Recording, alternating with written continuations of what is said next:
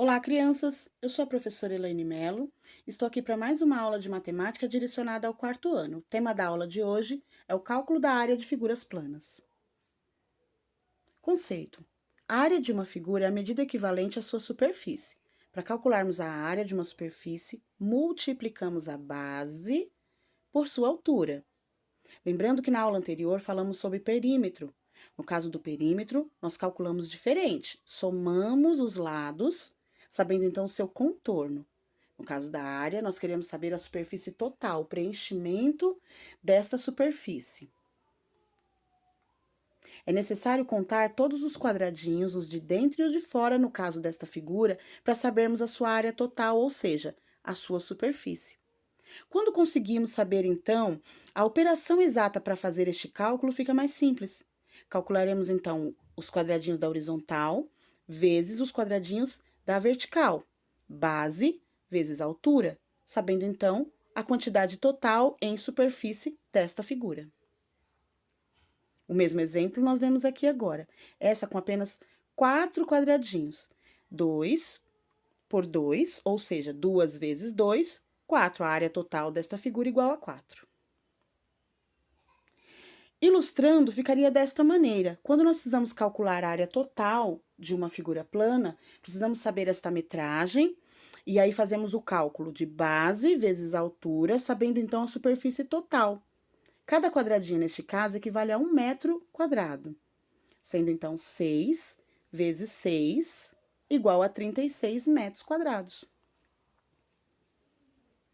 Calcular a área ou a superfície de um campo de futebol também seria da mesma forma. A base vezes a altura, teríamos a quantidade total. Uma unidade de área equivaleria então a um quadradinho, como esse que está pintadinho aí que vocês estão vendo. Observem estas figuras. Se eu precisar calcular a área delas, lado vezes lado, 10 centímetros vezes 5. A primeira, então, a letra A, equivale a 50 centímetros, seguindo essas metragens que estão aqui apresentadas. A figura B seria 20 centímetros vezes 10, porque um lado da figura possui 10 centímetros e o outro 20.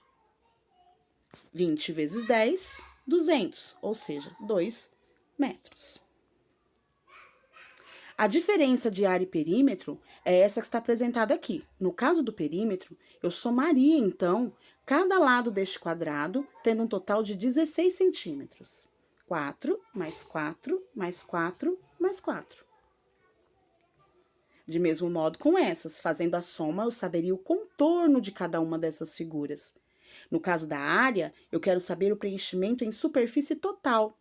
Então, a conta a ser realizada, a operação a fazer neste caso, é a multiplicação. Lado vezes lado.